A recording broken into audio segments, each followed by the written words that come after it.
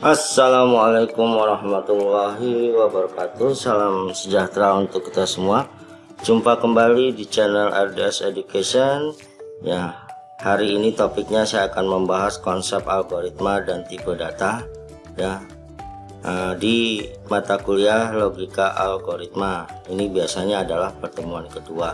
Nah, di dalam pembahasan ini saya akan membahas teorinya dan langsung ke demo program menggunakan Python ya. Nah, sebelum saya bahas lebih lanjut ya, terima kasih supportnya kepada kampus Universitas Bina Sarana Informatika, Kaprodinya Pak Hendra Supenda dan Pak Sriadi, dan kampus STM Nusa Mandiri, Kaprodinya Pak Anton dan Bu Sukma. Ya, sebelum saya lanjutkan ya, jangan lupa ya subscribe dan notice bellnya agar Anda mendapatkan update video saya berikutnya. Kita langsung menuju ke Jupyter Notebook ya, kan Jupyter Notebook ya. Notebook ini adalah sebuah media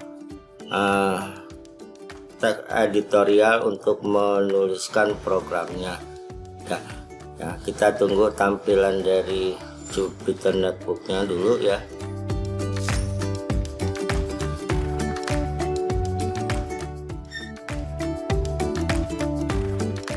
Oke, kita tunggu dulu, mungkin agak lama ini laptop saya. Nah, sudah tampil seperti ini ya, ini tampilan lagi loading. Oke, nah Anda lihat tampilannya seperti ini. Jupyter Notebook di media toolsnya Anaconda ya. Kelebihannya Jupyter Notebook, kita bisa membuat deskripsi ya terhadap materi yang akan kita bahas ya, seperti ini. Saya sudah menyiapkan deskripsi materinya, yaitu tentang konsep algoritma dan tipe data ya. Kita bisa lihat. Nah, ini adalah deskripsi yang saya buat. Nah, yang kedua ya, setelah kita buat deskripsi ya, kita menjelaskan, nanti kita bisa langsung menguji coba ya deskripsi ini kalau ada kasusnya dengan program ya. Programnya kita menggunakan juga Python ya, dari sebuah Jupyter Notebook ya. Yang keseluruhannya ini adalah medianya itu adalah dari Anaconda. Baik ya, saya bahas dulu ya teorinya. Sini konsep algoritma dan tipe data ya. Konsep algoritma peubah adalah variabel yang nilainya bukan konstanta, selalu berubah-ubah ya sesuai dengan kondisi variabel terkini. Misalkan di sini sintaknya P sama dengan Q. Algoritma P tanda panah Q ini artinya bahwa nilai P diberi harga nilai Q. Nah, nilai P akan sama dengan nilai Q dan nilai Q nya tetap. Nah, bagaimana? Kita langsung saja uji coba ya, tes daripada perintah algoritma ini. Nah, di sini kita langsung pilih saja yaitu tanda panah ini untuk pengetikan programnya. Nah, kalau Anda lihat di sini ya, berarti nilai P ya, nilai P itu diberikan harga oleh Q. Berarti kita kasih harga dulu, misalnya adalah 9 gitu ya. Nah, berikutnya nilai P ya diberikan harga dari Q. Nah, format penulisannya adalah P sama dengan Q. Nah, kita langsung saja kita print ya hasilnya ya. Hasilnya adalah ya, kita print di sini. Saya P-nya dulu ya. P-nya dulu ya, P-nya sama dengan koma P, koma lagi ya, kita lihat di sini ya, harga Q berikutnya sama dengan gitu ya, koma harga Q ya. Nah, seperti ini adalah perintahnya. Nah, di sini artinya bahwa harga Q sama dengan 9, jadi Q kita kasih harga 9 dulu, Q memberikan harga ke P, berikut kita cetak. Nah, bagaimana? Maka kita jalankan dengan running. Bisa running dari sini, bisa running dari sini, ataupun bisa running dari kita tekan enter ya, kontrol dan enter ya. Nah, kita lihat. Nah, ternyata hasilnya benar ya, karena kan P sama dengan 9 dan Q nya sama dengan 9. Oke. Nah, kita berikan deskripsinya misalnya di sini ya. Kita kasih aja soal ya, algoritma salah ketik, soal algoritma peubah ya, peubah. Nah, ini baik, saya rasa itu. Setelah ini ya kita bisa lanjutkan lagi ya. Kedua yaitu algoritma pertukaran. Nah, algoritma pertukaran ini yaitu berfungsi mempertukarkan masing-masing isi variabel sedemikian sehingga nilai dari tiap variabel akan berubah atau bertukar. Nah, ini ada contoh soalnya, ada 4 ya. Diketahui P sama dengan 0, Q sama dengan 5, dan R sama dengan 10. Diberikanlah algoritma P sama dengan Q, Q sama dengan R, maka nilai P, Q, R sekarang berapa? Nah, di sini ya ada soalnya ada 4. Nah, ini sudah ada ininya, kita siapkan aja. Di sini kita kasih soal pertama dulu ya. Ini adalah soal untuk A gitu ya. Nah, di sini kita baca dulu ya, kasusnya diketahui ya, P sama dengan 0 ya, Q sama dengan 5 ya, dan R sama dengan 10. Nah, ini berikutnya harga awalnya sudah kita tahu, maka algoritmanya adalah P sama dengan Q ya, berarti harga Q memberikan ke harga P. Berikutnya Q ya, Q sama dengan R, berarti harga R memberikan ke harga Q, maka nilai P, Q dan R nya sekarang berapa? Nah, kita langsung aja ya, kita tampilkan hasilnya menggunakan print ya. Nah, di sini harga dari P nya ya, dari P nya sama dengan ya, koma P ya. Berikutnya untuk Q ya, Q kita berikan Q sama dengan ya, berarti adalah Q nya. Nah, berikutnya adalah yang R ya. Berikutnya di sini R nya sama dengan ya, berikutnya adalah R. Nah, kita lihat sudah memberikan instruksi Python-nya ya. Di sini adalah soal untuk ini. Nah, kita tinggal lakukan running ya, kita running kembali. Nah, maka hasilnya adalah P sama dengan 5, Q sama dengan 10 ya, dan R sama dengan 10. Oke ya.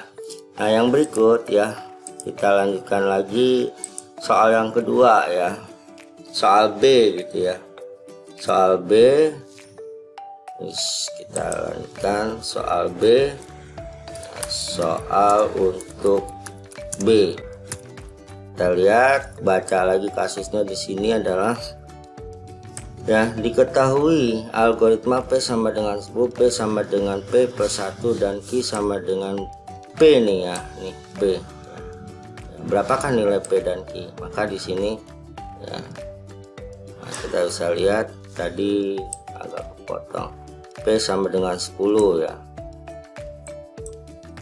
P sama dengan 10, huruf besar aja ya. Nah, huruf besar P sama dengan 10. Yang berikut adalah P sama dengan P plus 1, P sama dengan P plus 1. Berikutnya adalah Q sama dengan P ya, Q sama dengan P. Kita lihat, nah berapakah nilai P dan Q nya? Kita print saja, print ya. Di sini ya, nilai P nya, nilai P sama dengan ya P ya, koma lagi, dan nilai Q ya, nilai Q. Nilai Q nya nah, kita lihat sama dengan ya, berikutnya koma P lagi, SQ lagi. Nah, kalau sudah, kita bisa tinggal run lagi ya hasilnya. Nah, hasilnya adalah P11 dan Q11. Oke, kita lanjutkan soal yang ketiga, yaitu diketahui ya. Nah, ini sebenarnya di sini juga bisa ya. Nah, ini kita tambahkan lagi ya perintah berikutnya ya, yaitu soal ketiga variabel pengubah P, Q, dan R agar isi ditaruh di P, isi R ditaruh di Q, dan isi P ditaruh di R. Maka algoritma yang ditulis adalah, nah kita berikan harga awal aja ya. Ya di sini soalnya agar isi Q ditaruh di P, isi R ditaruh di Q, dan P ditaruh di E. Berarti yang kita isi itu ya, agar isi Q ditaruh P dan isi R ditaruh di Q, P dan R ya. Nah di sini Q dan R ya, Q-nya misalnya 5 lah ya, R-nya 10 misalnya. Nah ini kita baca lagi. Di sini kita udah kasihkan harga awalnya ya, dimana harga isi Q ditaruh di R, di P ya. Ya. Ini Q ya, harga Q ditaruh di P betul ya. Harga Q ditaruh P, terusnya isi R ditaruh di Q ya, isi R ya, berarti di Q sama dengan R. Nah ini bacanya gitu, berarti harga R ditaruh di Q, dan berikutnya isi P ditaruh di R ya, berarti di sini R sama dengan P ya. Nah kita tinggal tampilkan hasilnya saja ya.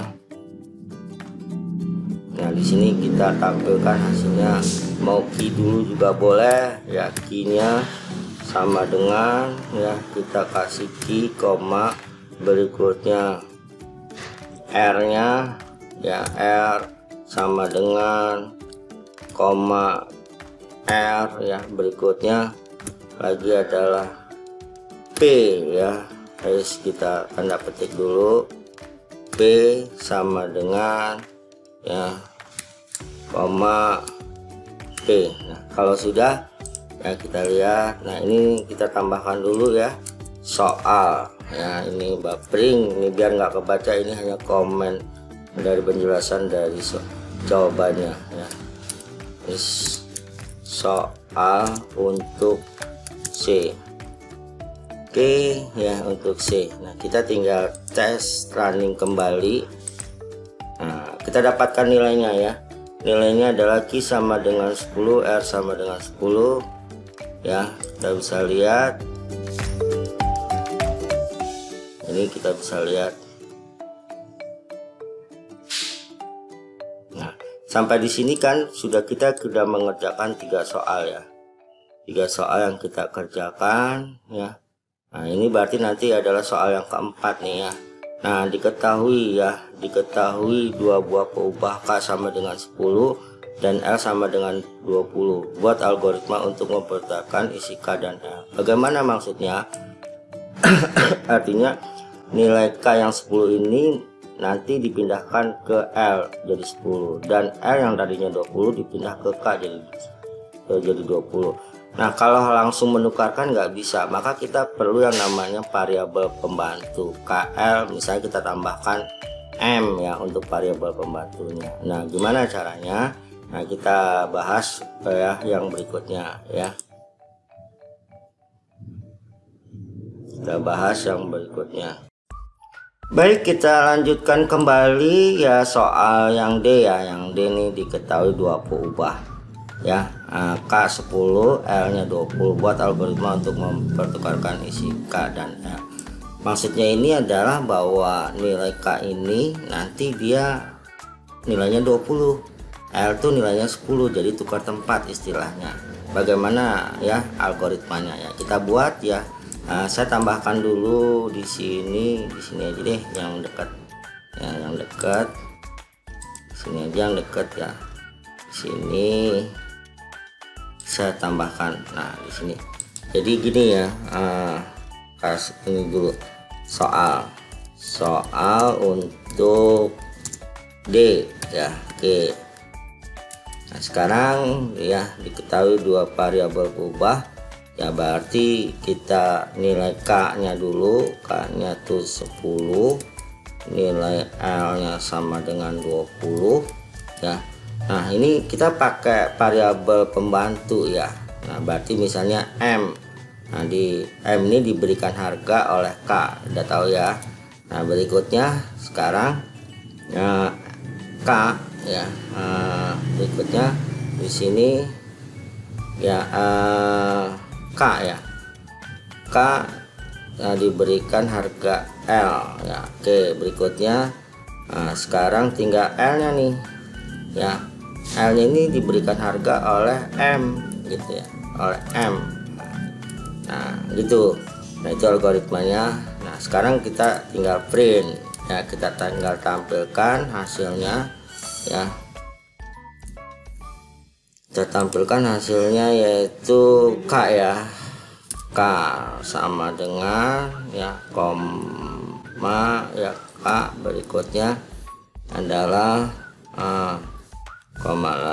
tanda petik untuk variabelnya si L ya, si L sama dengan ya ini, terus adalah L. Oke, nah ini sudah, coba kita tes lagi ya, kita hasilkan. Nah udah terjadi pertukaran tempat, dan nilai K sekarang 20, L adalah 10. Nah ini adalah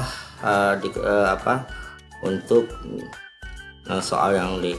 Oke, kita lanjut ya. Saya rasa itu yang D sudah saya jawab ya. Nah sekarang ini ada contoh algoritma lagi. Nah sebenarnya ini algoritmanya menggunakan, kita pakai kondisi for ya, tapi nggak apa lah ya. Sebenarnya nanti for ya, for itu sebenarnya nanti ya, ini ya pada saat kita lakukan kondisi for-nya. Tapi kita nggak apa, kita masukin nilainya itu ya, nilainya yang for ini, yang for. Oke, kita coba aja, mencoba ini nilainya ya. Nah ini kita ketik dulu ya. Di sini soalnya itu adalah membuat ya, membuat segitiga ya. Buatlah program menampilkan gambar segitiga seperti di bawah, di mana n diinput oleh user. Nah, saya kasih contoh nanti n-nya 6 ya. Nah di sini n-nya 6, maka ya tampilannya adalah yang kita kasih harga variabel awal aja n ya, n sama dengan integer ya, integer ya, input ya, kita input dulu aja, kita masukin nilai harga n ya, masuk input ya, kita masukkan ya, masukkan kan nilai n, nilai n ya, nilai n ya, kita titik 2 aja, terus koma. Oke ya, ini oke, ini sudah. Berikutnya kita kasih nilai for ya, karena dia akan membaca nih ya, for i ya, in dalam range ya, range nya itu dalam range nya cn ya, cn ya, cn ini. Nah berikutnya ya, kita kasih for lagi, karena for i dan for j untuk pada saat dia menampilkan data yang pertama ya, for j. Nah ini kalau Anda mau jelas tuh bisa menggunakan hasil algoritma ini ya, menggunakan tabel proses untuk mengujinya. Tapi kalau pakai program ini langsung, ini sudah, kalau dia hasilnya benar pasti benar gitu ya. Kalau logikanya benar ya pasti benar gitu maksudnya ya. Ini ya, kita lihat ini ya, kita print ya, print lagi untuk J ya, print J ya. Nah ini adalah harga X ya, harga X nya, harga X koma ya, n ya, n ya, n sama dengan ini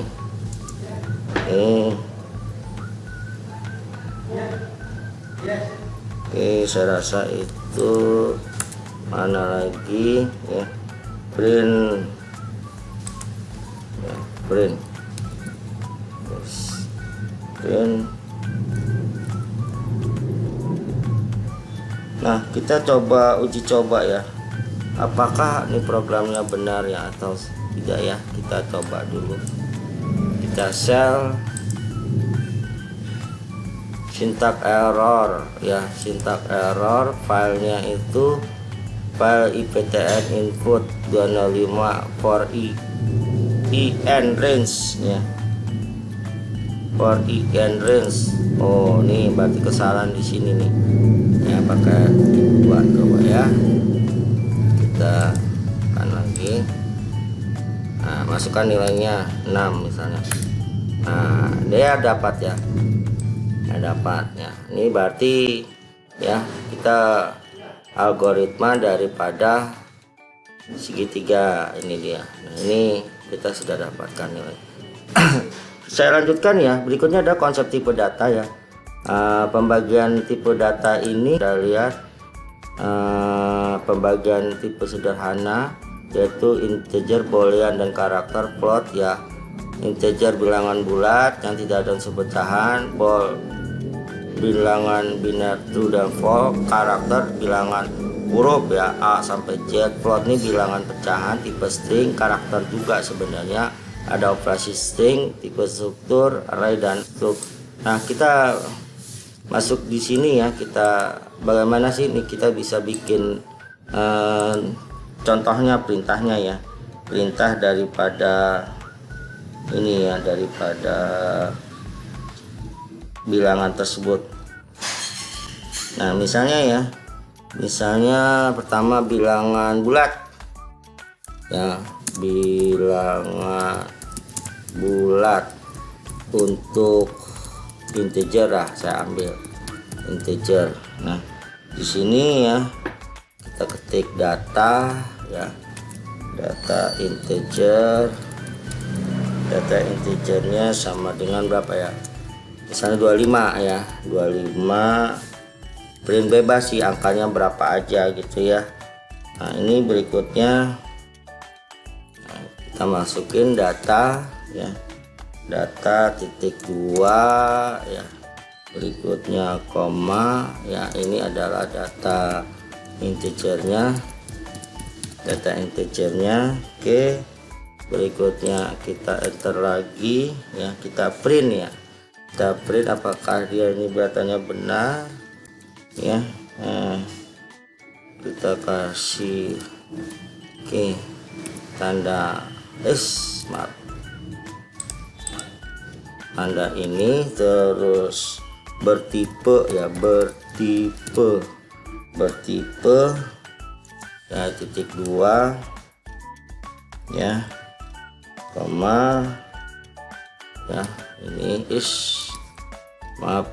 Nah, ini masuk. Nah, tipenya, tipe apakah benar tipenya itu ya, data integer, data integer ya, kita lihat garis ini benar ya, ke atas ya.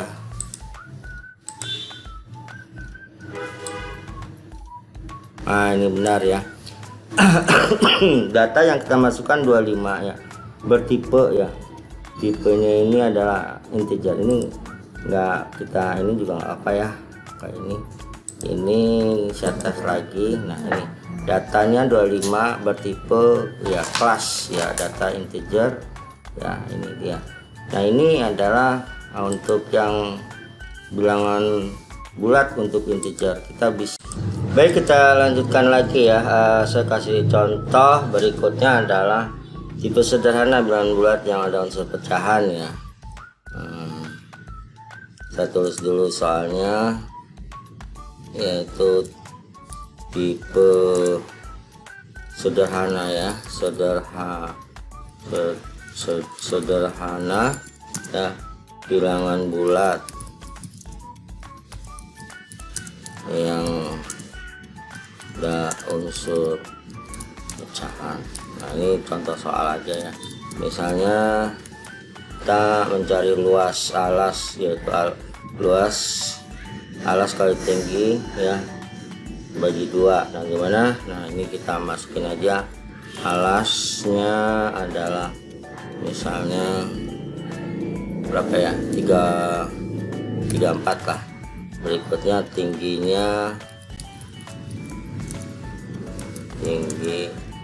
misalnya 25,5 ya, 25,5. Nah kita langsung aja cetak. Cetak dia tuh luasnya ya, luas alas ya, luas alas koma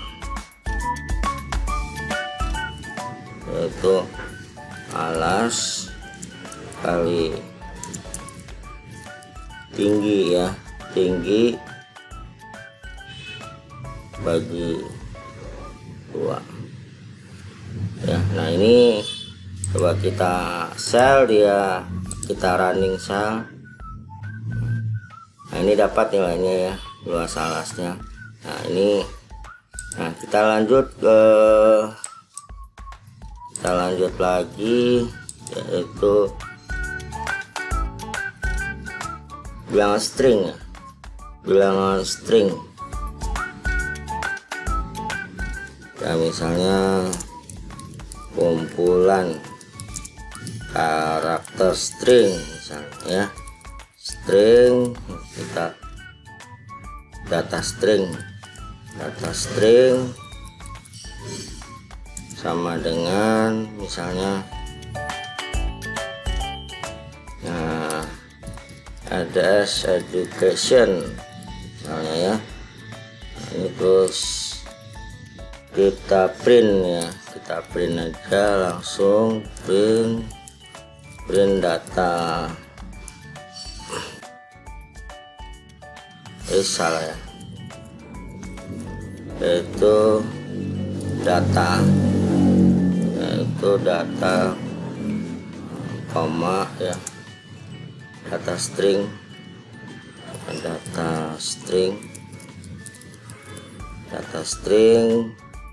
berikutnya kita print untuk ini ya,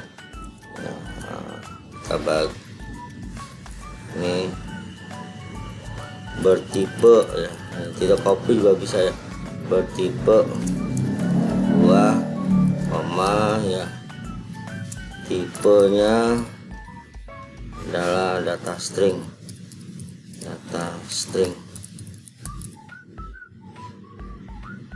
oke ya.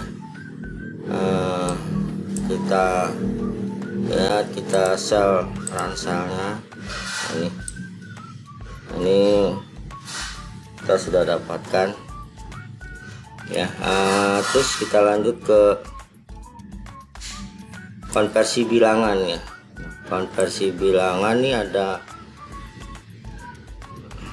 bilangan struktur. Oh, bilangan boolean belum ya, boolean ya, kita tambahkan kalau boolean satu lagi ya. Di sini boolean, bilangan boolean ya.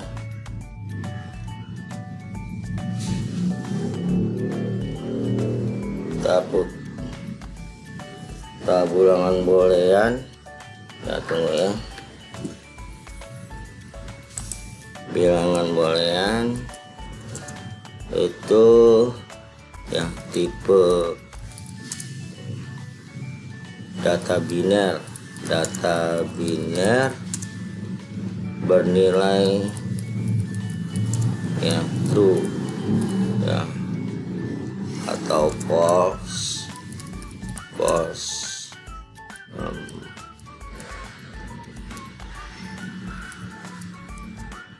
boolean. Nah ini kita lihat, kita kasih data boolean ya, data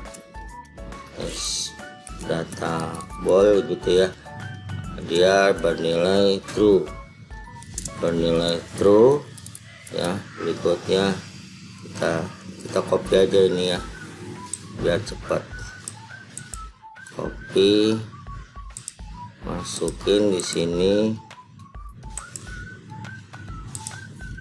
Nah, ini kita ganti ya, data ball. Yang berikutnya ini kita ganti. Oke, kita lihat hasilnya ya. Kita running kembali. Ini true, benar true ya. Nah, ini juga kalau misalnya kita cari false, nah untuk polnya sendiri juga bisa ya. Kita tinggal insert aja, kita ganti aja di sini ya. Kita ganti aja sini ya, sini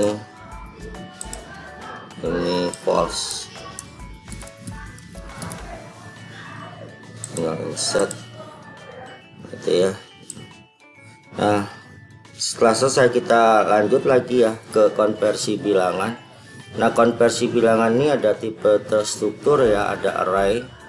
Array adalah tipe terstruktur yang terdiri dari sejumlah komponen yang mempunyai tipe yang sama.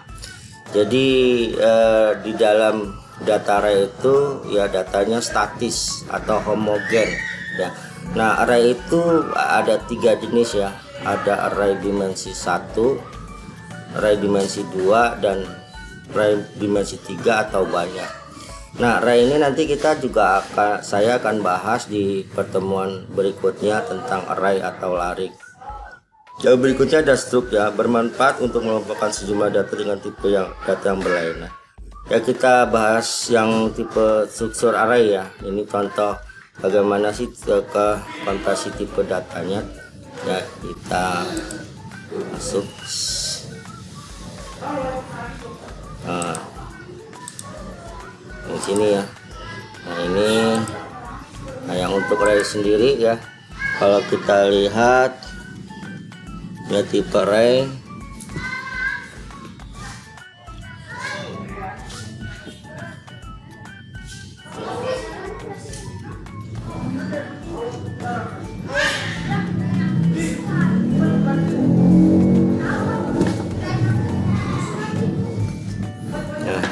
tipe array ini ya, misalnya ya A ya, ini dulu ya, start.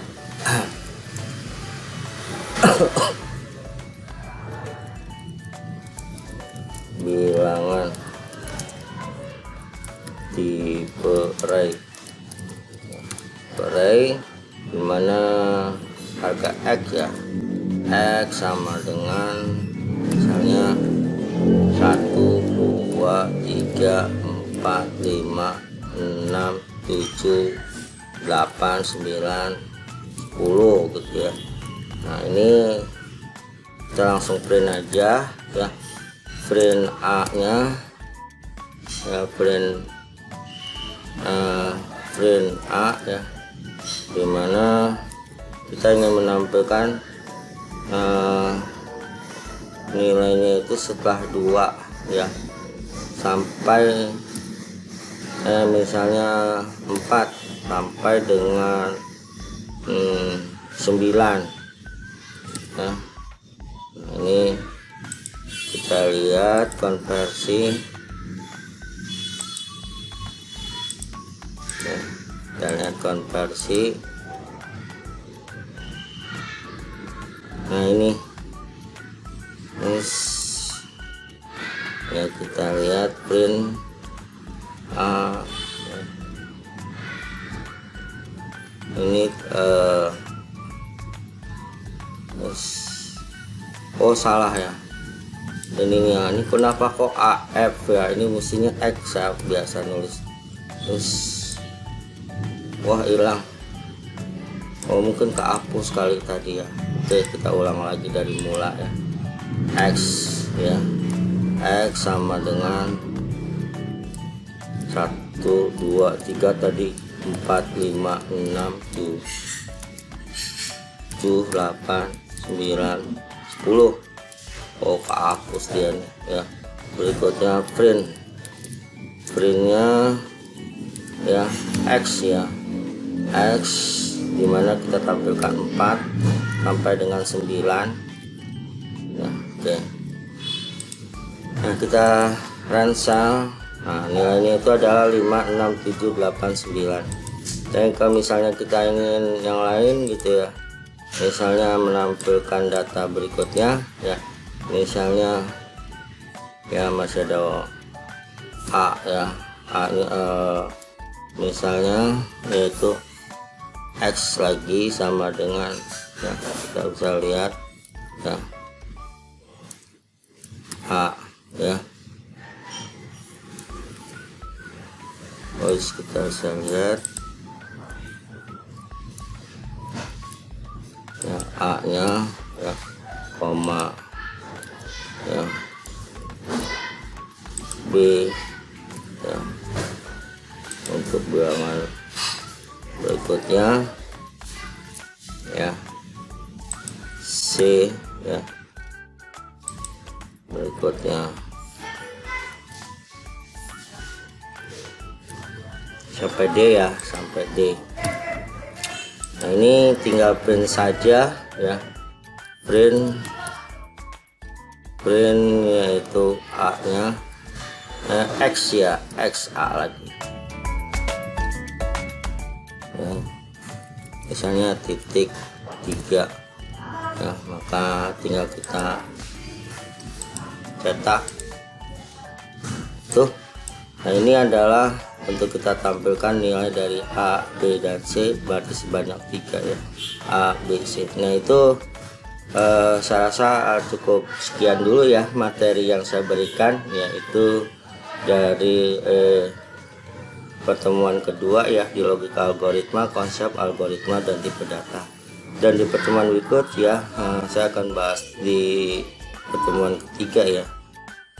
Nah, untuk data array atau larik yang lebih detail, semoga apa yang saya berikan nih ya bisa Anda pahami ya, tipe-tipe terstruktur ya. Memang kita harus belajar dulu ya pembahasan. Biasanya kalau di dalam pemrograman dia adalah deklarasi variabel ya.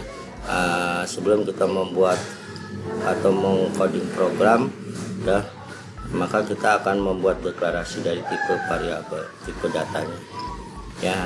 Maka pembilangan nanti juga akan saya bahas. Ini baru kita masuk ke konsep algoritma dan tipe data.